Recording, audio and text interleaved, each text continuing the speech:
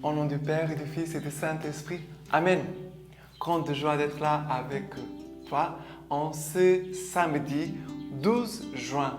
Et nous célébrons aujourd'hui cette fête du cœur immaculé de Marie. Nous célébrons aujourd'hui le cœur immaculé de Marie. Hier, c'était le Sacré-Cœur de Jésus. Aujourd'hui, le cœur immaculé de Marie. On ne sépare pas la mère de l'enfant de son fils. Et on va tout de suite entrer déjà dans la lecture d'aujourd'hui pour contempler le cœur immaculé de Marie et en même temps avoir recours à ce cœur immaculé de Marie. Nous devons nous garder, nous cacher dans le cœur immaculé de Marie. Et en même temps, de vous rappeler une chose très importante. Là-bas au Portugal, où Notre-Dame de Fatima est apparue au petit berger, elle a dit « Mon cœur immaculé triomphera ». C'était une période de guerre à l'époque. Elle va dire aux enfants, malgré les persécutions aussi contre la foi, malgré la guerre, mon cœur immaculé triomphera. Que ce soit vraiment notre refuge, le cœur immaculé de Marie. Alors, la première lecture d'aujourd'hui, en ce samedi, c'est Isaïe, chapitre 61, versets 9 à 11. Leur race sera célébrée parmi les nations et leur descendance au milieu des peuples. Tous ceux qui les verront les reconnaîtront comme une race que le Seigneur a bénie. Je suis plein d'allégresse dans le Seigneur. Mon âme exulte en mon Dieu, car il m'a revêtu des vêtements de salut. Il m'a drapé dans un manteau de justice, comme l'époux qui se coiffe d'un diadème, comme la fiancée qui se pare de ses bijoux. Car de même que la terre fait éclore ses germes, et qu'un jardin fait germer sa semence, ainsi le Seigneur Dieu fait germer la justice et la louange devant toutes les nations. Regardez, ici, ce passage de l'Écriture nous parle de cette fiancée, ça parle de l'époux, c'est vraiment le Christ et l'Église. C'est Jésus et l'Église.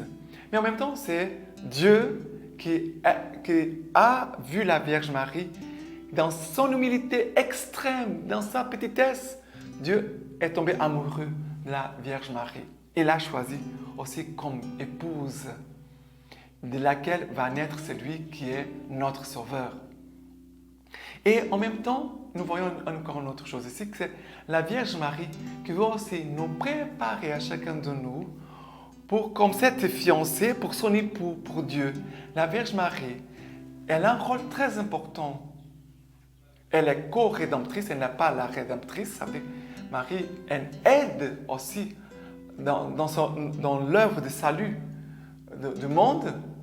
Mais Marie aussi, elle veut nous approcher du Christ et en même temps, elle veut nous préparer pour que nous soyons plus dignes de comparaître devant le Seigneur. C'est pour ça que cette dévotion à la Vierge Marie, c'est très importante. Très importante. Et la Vierge Marie, au moment de notre mort, elle sera à notre côté pour nous présenter à Jésus, pour nous faire introduire dans l'intimité de Dieu. Et ici, quand il dit comme l'époux qui se coiffe de diadème, ça veut dire Christ a mis le diadème de la croix d'épines sur sa tête. Voilà, ici c'est la passion du Christ, que Jésus nous a épousés sur la croix. Comme la fiancée qui se pare de ses bijoux. Les bijoux ici, c'est les mérites, les grâces de la Vierge Marie que Marie veut mettre sur nous. Je ne suis pas pure comme la Vierge Marie, je ne suis pas chaste comme la Vierge Marie, je ne suis pas humble comme la Vierge Marie, je n'ai pas la même foi. Voilà, la Vierge Marie, notre Mère, veut nous revêtir des mêmes grâces, des mêmes vertus qu'elle a.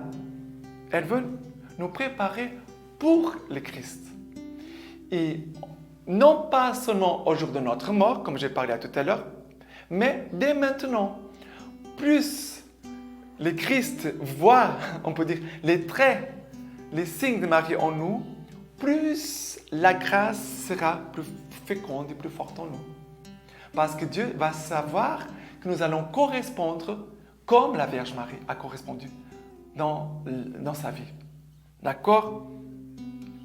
Et que ce jardin qui fait germer la semence, qui est la Vierge Marie, qui a engendré Jésus, qu'elle puisse aussi nous aider à laisser la grâce, la parole de Dieu. Surtout, la Vierge Marie, c'est la femme de la parole, la femme de l'écoute.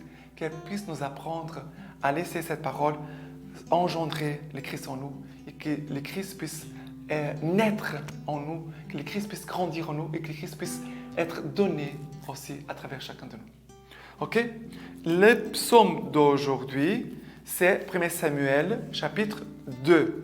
1 Samuel chapitre 2. Anne pria ainsi. Mon âme exulte dans le Seigneur, ma corne s'élève dans le Seigneur, ma bouche est large ouverte contre mes ennemis, car je me réjouis de ton secours.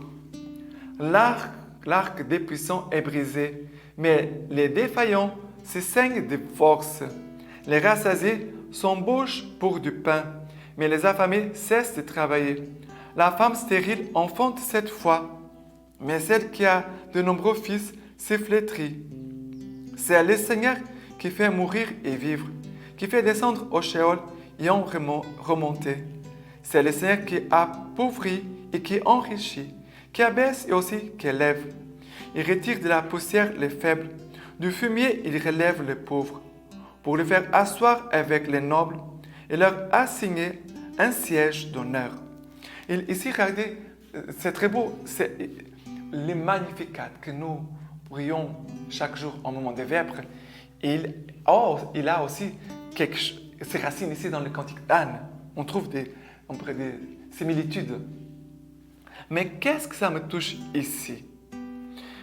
D'abord, c'est les louanges, l'action de grâce. La Vierge Marie, c'est cet homme qui se réjouit toujours dans la présence de Dieu. Marie, cette femme, c'est la femme de la foi. Et parce que comme elle est la femme de la foi, elle est la femme aussi de la joie. Le cœur immaculé de Marie, dans son cœur, brûle la foi, brûle la parole, brûle cette joie qui vient de Dieu. Et ici, la parole de Dieu nous dit, les rassasiés s'embauchent pour du pain, les affamés cessent de travailler. La femme stérile enfante 7 fois, celle qui a de nombreux fils se flétrit. C'est le Seigneur qui fait vivre, qui fait mourir. L'arc des puissants est brisé, les défaillants se saignent de force. Comme les contrastes. Ça veut dire, les faibles vont être forts, les affamés vont être comblés. La femme, celle qui est stérile, va enfanter. Nous voyons ici les signes de la vie divine, la vie de Dieu en nous, la force de Dieu en nous. C'est magnifique parce que Dieu veut faire cela en chacun de nous.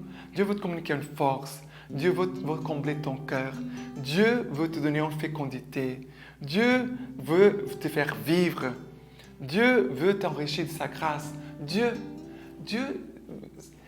est toujours prêt pour nous donner, à se donner à nous. Mais sommes-nous que nous ne sommes pas prêts pour les recevoir? La Vierge Marie veut nous aider à recevoir, à accueillir Dieu, à accueillir sa grâce. Et surtout sa parole, parce que c'est la parole de Dieu qui fait en nous des merveilles. Et c'est là, on revient au point de départ. Mon âme exulte dans le Seigneur, parce que le Seigneur il fait des merveilles en moi, et le Seigneur fait des merveilles en nous. Ok?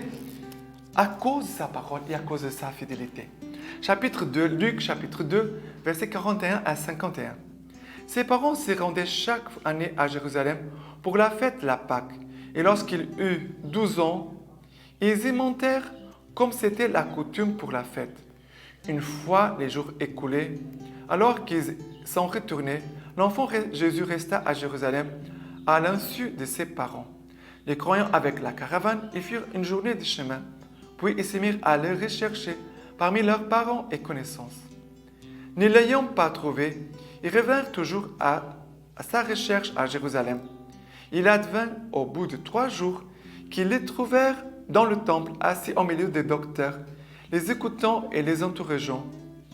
Et tous ceux qui l'entendaient étaient stupéfaits de son intelligence et de ses réponses.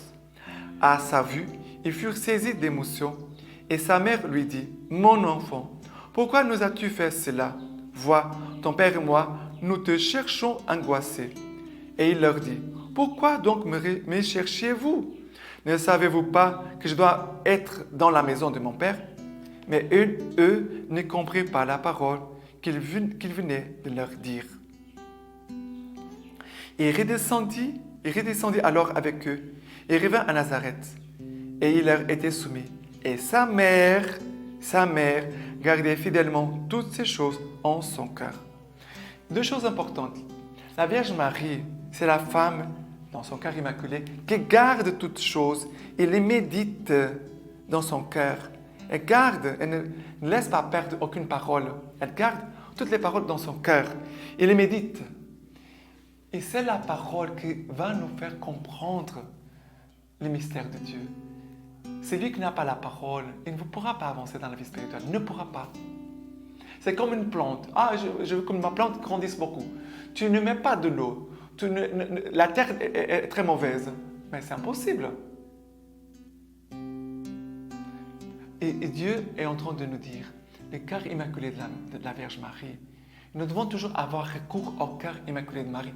Et demander, Vierge Marie, donne-moi ton cœur pour garder la parole, pour la méditer comme toi. Et en même temps, une autre chose que ça me touche ici, c'est au bout de 3 jours, ils l'ont trouvé Jésus. La Vierge Marie va toujours t'aider à trouver Jésus. Dans toutes circonstances, en toutes circonstances, elle t'aidera à trouver Jésus. Peut-être pas tout de suite, l'instant même. Peut-être il faudra aussi du temps, 3 jours. Ici, ça 3 jours. Pourquoi 3 jours ici? Parce que c'est le jour où Jésus sera dans le tombeau et après Jésus va ressusciter. Et la Vierge Marie, c'est la femme du cœur immaculé de Marie. C'est le cœur d'espérance. Elle toujours nous aidera dans l'espérance, dans la contemplation, dans la méditation, dans la fidélité, à trouver Jésus, à le trouver, de ne pas le perdre. On peut parfois, d'un coup, ne pas le trouver, pas le voir, mais la Vierge Marie t'aidera toujours. Il faut le temps, il faut la patience aussi. Mais ce temps, c'est le temps de la prière. Ces 3 jours, c'est le temps de la prière. C'est le temps de descendre la parole de Dieu travailler en nous. D'accord? Voilà. Et la lecture patristique d'aujourd'hui, pour cette fête du cœur immaculé de Marie, c'est le sermon de Saint Laurent Justinien. Lorsque Marie confrontait en elle-même tout ce qu'elle avait appris pour l'avoir lu, l'avoir entendu ou l'avoir vu, combien elle grandissait dans la foi, combien elle progressait en mérite, combien elle était éclairée par la sagesse, combien elle s'enflammait de plus en plus de feu de l'amour. En revivant la révélation des mystères célestes qui lui avait été proposée, elle était comblée de joie, merveilleusement fécondée par l'Esprit, et elle s'élançait vers Dieu tout en demeurant dans l'humilité. De tels progrès dans la grâce divine élèvent jusqu'au sommet et transfigurent de gloire en gloire. Heureuse, certes, l'âme de la bienheureuse Vierge, habitée par l'Esprit et par son enseignement, elle obéissait toujours et en toutes choses aux ordres du Verbe. Elle n'était pas guidée par son sentiment personnel, par sa propre décision, mais ce que la sagesse suggérait intérieurement à sa foi, elle l'accomplissait extérieurement par son corps. Il convenait bien à la divine sagesse qui bâtissait pour y habiter la demeure de l'Église. Il lui convenait d'employer Marie, la toute sainte, pour procurer l'observance de la loi, la purification de l'âme, l'idéal de l'humilité et les sacrifices spirituels. Imite-la, âme fidèle, pour te purifier spirituellement et pouvoir te délivrer de la maladie du péché. Entre dans le temple de ton cœur. Dieu y regarde notre affection plus que notre ouvrage en tout ce que nous faisons. Aussi, nous pouvons par les désirs de la contemplation nous jeter en Dieu pour ne penser qu'à lui. Ou bien, nous pouvons chercher notre équilibre par les progrès des vertus et des activités profitables à notre prochain. En tout cela, n'ayons pas d'autre mobile que l'amour du Christ. Voilà quel est le sacrifice spirituel de purification qui est agréable à Dieu. Il ne s'accomplit pas dans un temple matériel, mais dans le temple de notre cœur, où le Christ Seigneur fait avec joie son entrée. Et maintenant, je vous laisse les mains par la bénédiction par les mains toute pure et immaculée de la Vierge Marie. Dieu de Tout-Puissant vous bénisse et vous garde, le Père, le Fils et le Saint-Esprit. Amen.